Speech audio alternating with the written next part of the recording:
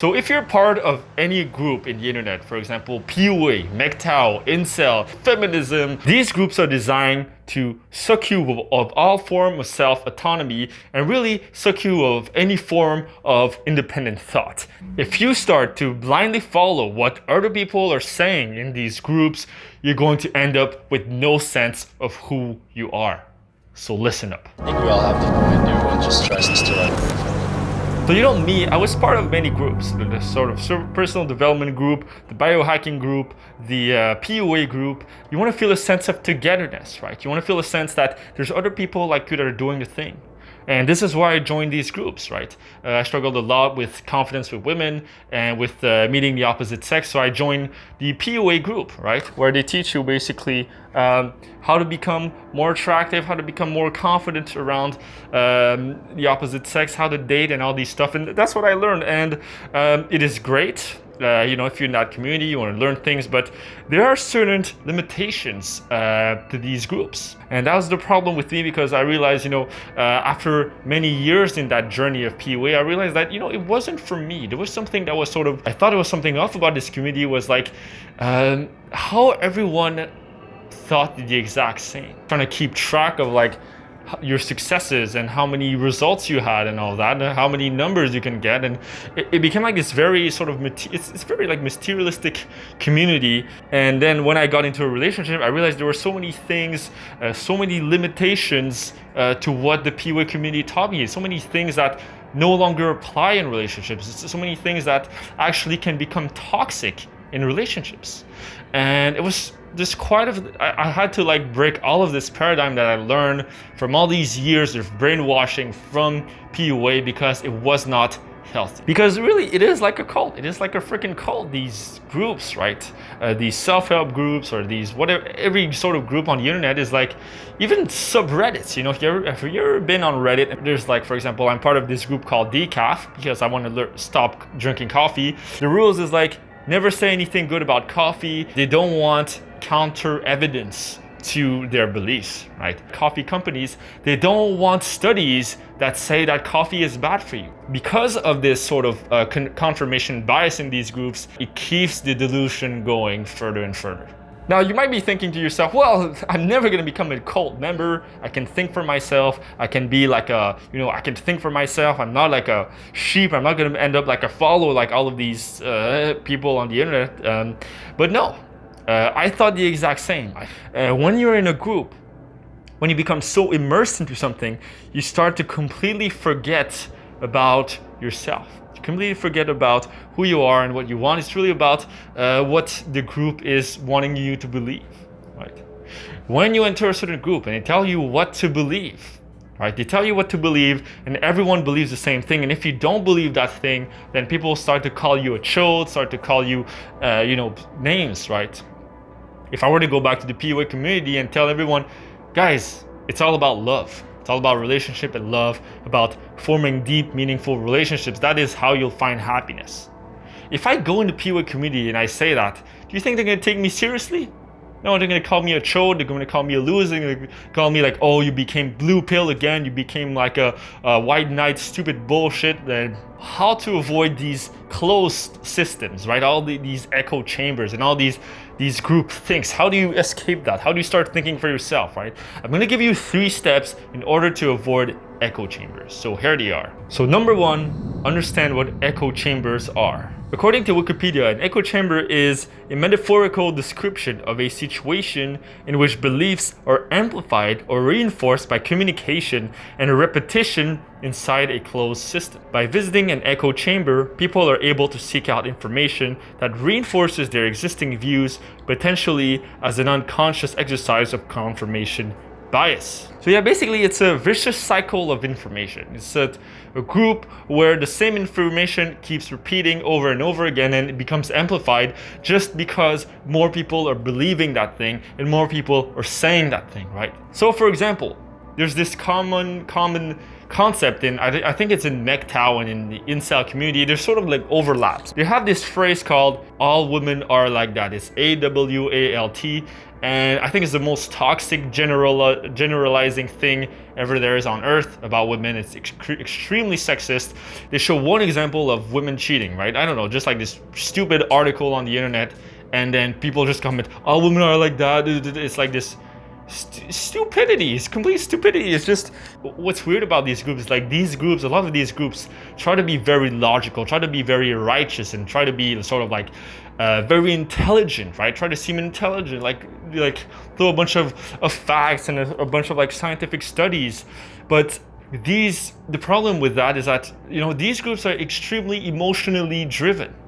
They're very sort of self-fulfilling type of groups. They're not sort of they're not evidence-based, really. Yeah, to some extent, but like they take some evidence, they blow it out of proportion, and then they say this is reality, right? This is the problem with echo chambers. They will take any fact, any belief that serves their purposes, they're gonna blow it out of proportion, and they're going to amplify it by asking everyone to join their group and saying that exact same thing. So imagine there's 3 people in the room, okay? Person 1 says one thing, all right?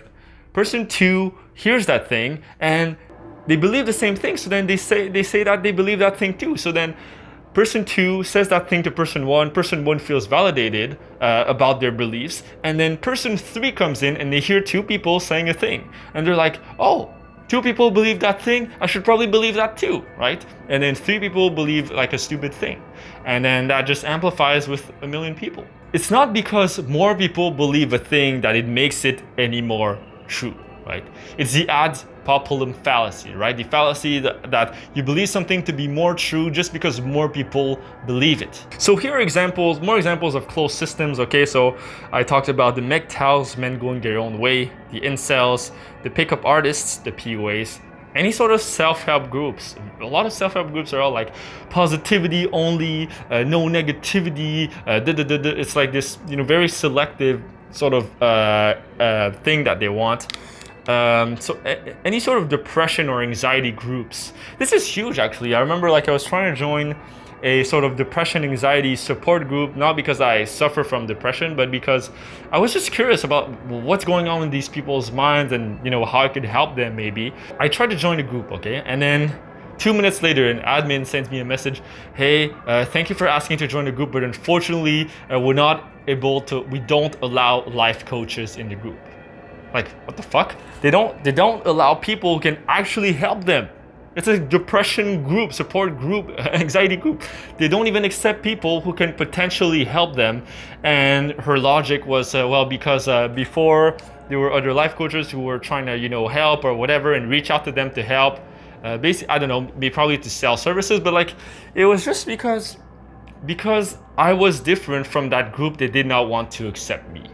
Even if that difference would have benefited the group, right? They didn't want to accept me, right? So, you know, think of like certain breeds of animals, right? Of like, you know, apparently when you the cross breeds have like sort of a higher chance of survival because they have a higher variety of genes, right? So for example, a lot of guys who are like attracted to women who are not of their own race, right? Or women who are attracted to men who are not of their own race, right? So have you ever heard of the term like women who only date black guys? I have one of my female friends, she only dated black guys. She's Asian, she only dated black guys. There's my friend, one of my friends, he only wants Colombian women. Like, why is that? It's because when there's a crossbreed, right?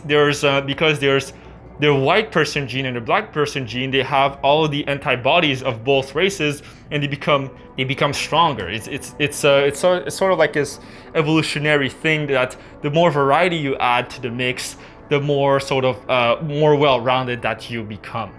And the problem with these echo chambers, it's sort of like this, because the group is so homogeneous and it doesn't allow any sort of variety or any sort of contradicting evidence or any sort of contradicting belief, the group becomes extremely homogeneous, right? Homogeneous to the point that there's only one race, right? It's sort of like you're trying to replicate Hitler's dream of the sort of Aryan race of like the blonde with blue eyes people, right? Black Lives Matter, right? Any sort of political groups, feminism, veganism, ketoism, any sort of ism that is, right? Carnivore diet ism, whatever it is, right? So now that you know what an echo chamber is, let's move on to tip number 2, which is to realize why you join these groups. Why do you join echo chambers? Why do you join groups like this that, only promote one thing, right? And there are 4 reasons. The first reason is that we don't want to be alone. We're afraid to be alone. And when we believe something, we want to find other people who believe that same thing. We are social animals, and we always seek out people who believe the same thing that we do because it makes us feel validated in our views. It makes us feel that we're not stupid. It makes us feel smart because, hey, you know what? That other person believes that too, so I'm probably not stupid. There's probably validity to my arguments. Which leads me to the second thing, that's, we join groups also because we don't want to seem dumb. It's sort of this confirmation bias where we're only going to seek out information that confirms our initial worldview, right? That's why we join groups, because we're biased in that way, right? The third reason why we join group is because we need support. We need other people to believe. We need other people's support, other people who believe in what we believe and who will give us support in our views, right? So like, for example, you join a PUA group because you want support that, you're not the only shy guy out there who's trying to become better. And when you're shy, you want other people to encourage you, like, yeah, well done, man. Like you talked to this girl next to you in class and you made a move. Congratulations. Like, you one step ahead. Amazing, right? And you need that sort of support, which means to the fourth thing that you need to buy in. Really, for something to work, for a new thing to work, you need some sort of buy-in that I call, which is you need to believe that the thing works, right? So for example, if you join like a self-help movement, you need to buy in that it's gonna work, right? And what helps you buy in that it's gonna work is if other people are doing it and other people are having success and you join a group that has that success, it's gonna help you sort of feel that you can succeed too, right? This circular sort of information loop can help you in that sense. If it's positive, for example, right? So the self-help movement, very positive, other people join that movement and it's sort of like this upward spiral of positivity, right? Of course, the problem is you don't want to get stuck in that loop and you want to be able to take a step away and think for yourself as well. So now that you understand why you join these groups, now you have awareness, right? Now you have self-awareness, which is the number one thing that you need to avoid falling for these traps, right?